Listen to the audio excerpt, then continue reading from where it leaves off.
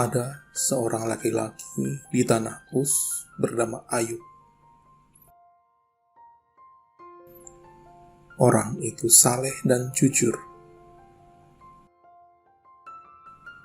Ia takut akan Allah dan menjauhi kejahatan.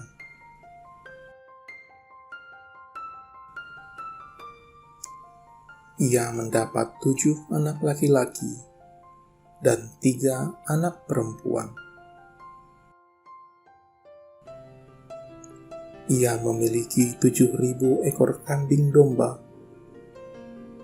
3.000 ekor unta, 500 pasang lembu, 500 keledai betina, dan budak-budak dalam jumlah yang sangat besar. Sehingga orang itu adalah yang terkaya dari semua orang di sebelah timur. Anak-anaknya yang lelaki biasanya mengadakan pesta di rumah mereka masing-masing menurut giliran. Dan ketiga saudara perempuan mereka diundang untuk makan dan minum bersama-sama mereka. Setiap kali apabila hari-hari pesta telah berlalu, Ayub memanggil mereka dan menguduskan mereka. Keesokan harinya, pagi-pagi bangunlah Ayub, lalu mempersembahkan korban bakaran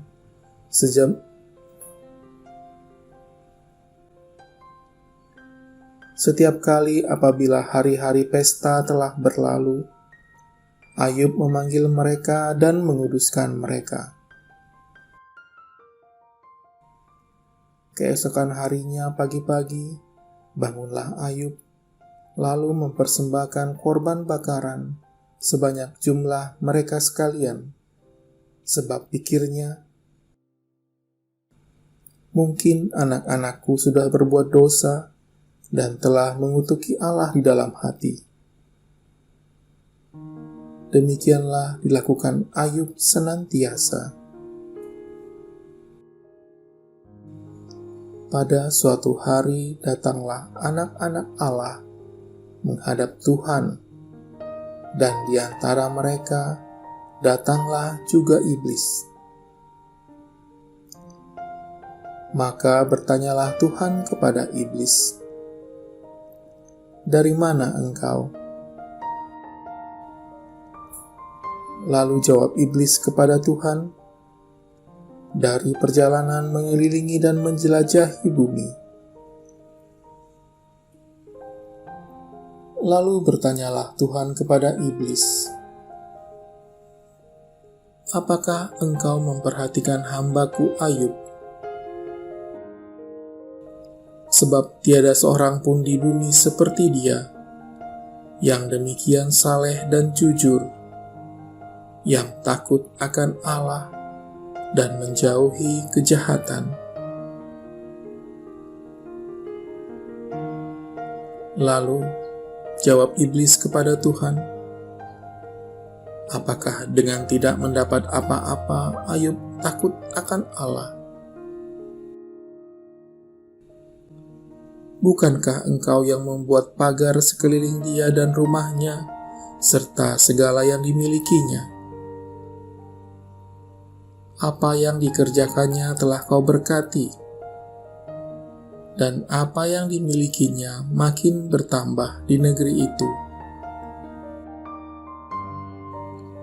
Tetapi ulurkanlah tanganmu, dan jamahlah segala yang dipunyainya. Ia pasti mengutuki engkau di hadapanmu."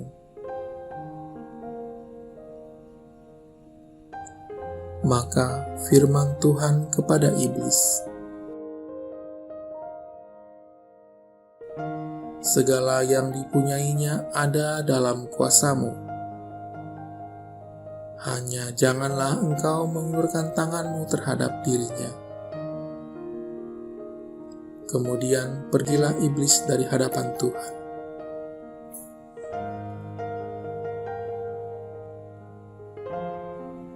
Pada suatu hari, ketika anak-anaknya yang lelaki dan yang perempuan makan-makan dan minum anggur di rumah saudara mereka yang sulung, datanglah seorang pesuruh kepada Ayub dan berkata, sedang lembu sapi membajak dan keledai-keledai betina makan rumput di sebelahnya.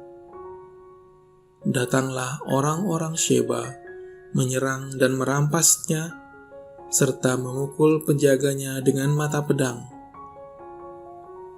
Hanya aku sendiri yang luput, sehingga dapat memberitahukan hal itu kepada Tuan.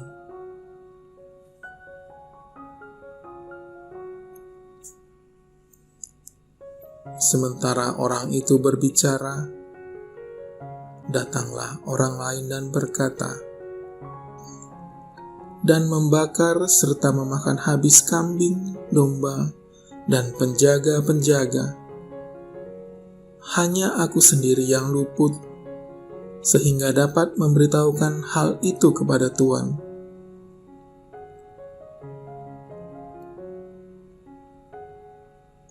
Sementara orang itu berbicara, datanglah orang lain dan berkata,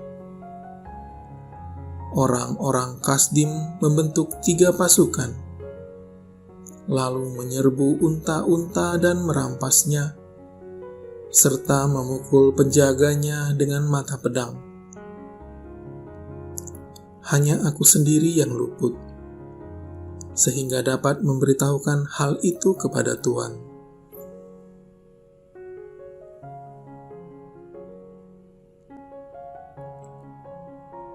Sementara orang itu berbicara, datanglah orang lain dan berkata, anak-anak Tuan yang lelaki dan yang perempuan sedang makan-makan dan minum anggur di rumah saudara mereka yang sulung. Maka tiba-tiba angin ribut bertiup dari seberang padang gurun. Rumah itu dilandanya pada 4 penjurunya, dan roboh menimpa orang-orang muda itu, sehingga mereka mati. Hanya aku sendiri yang luput, sehingga dapat memberitahukan hal itu kepada Tuan. Maka berdirilah Ayub, lalu mengoyak jubahnya, dan mencukur kepalanya.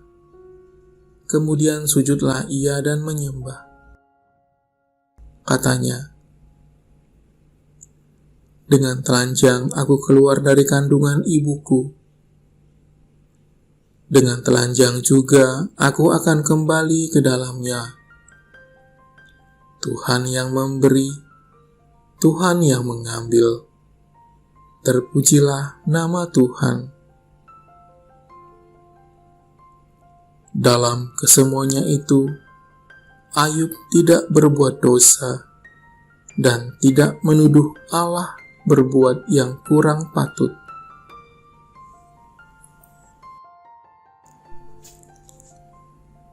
Dalam kehidupan manusia di bumi, pasti setiap orang mengalami yang namanya penderitaan atau malapetaka, sehingga ia merasa berada dalam situasi yang sangat buruk. Allah memberikan kehidupan bagi kita agar melakukan kehendak-Nya dalam tindakan kita sehari-hari. Memang, hidup tidaklah mudah dan gampang seperti yang didambakan. Setiap manusia pasti mempunyai titik-titik kelemahan, pasti akan mengalami penderitaan, baik dalam waktu yang lama ataupun dalam waktu yang singkat. Namun, tujuan hidup bukanlah untuk mengalami penderitaan tersebut,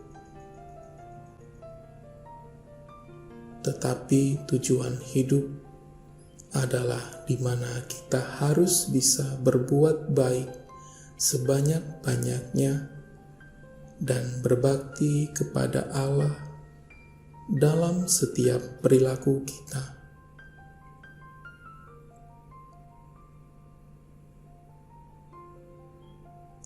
Ayub menunjukkan bagi kita iman dan kesetiaannya kepada Allah. Ayub menerima malapetaka dan musibah yang bisa dikatakan melewati batas kemampuannya. Mengapa dikatakan lewat batas kemampuannya? Karena selain anak-anaknya yang meninggal, juga segala harta miliknya, seperti peternakan dan segala kepunyaannya, termasuk keluarganya. Jika kita membayangkan situasi yang dialami oleh Ayub, tentu itu adalah sebuah malapetaka yang sangat menyiksa. Ditambah lagi siksaan diri, seperti penyakit yang dialami oleh Ayub dalam kisahnya.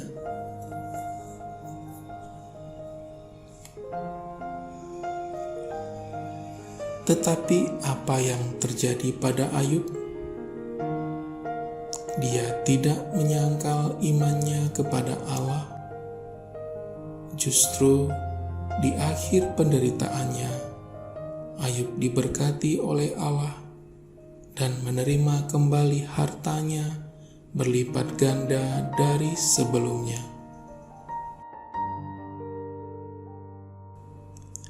Allah tidak pernah meninggalkan hamba-Nya yang sedang menderita. Tetapi Allah selalu menolong dan selalu ingin memberikan yang terbaik. Allah tidak pernah meninggalkan hamba-Nya yang sedang menderita. Tetapi Allah selalu menolong dan selalu ingin memberikan yang terbaik untuk umat-Nya. Allah mungkin memberikan sebuah pelajaran yang mungkin tidak dimengerti oleh manusia yang menjalaninya. Tetapi Allah adalah pengasih dan penyayang, panjang sabar dan penuh kasih.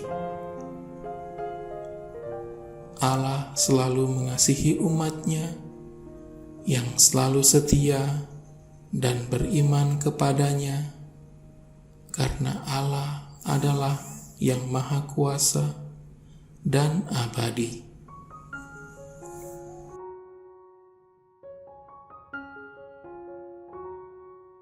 Marilah kita berdoa. Tuhan Yesus, terima kasih karena aku boleh merasakan pertolongan-Mu dalam hidupku. Ajarilah aku untuk selalu menghitung setiap pertolongan dan berkat-berkat-Mu, sehingga ketika masalah mendera, aku tidak tawar hati, karena aku tahu kalau kemarin aku ditolong, hari ini pun pertolongan-Mu selalu ada untukku. Ya Yesus, ajarilah aku untuk tidak terikat dengan diriku dan barang-barang dunia. Biarlah hatiku hanya terikat padamu, sehingga apapun yang terhilang dari hidupku, aku masih bisa untuk tetap bersyukur, karena aku masih memiliki Engkau yang empunya dunia dan segala isinya. Yesus, ikatlah hatiku dengan hatimu sendiri.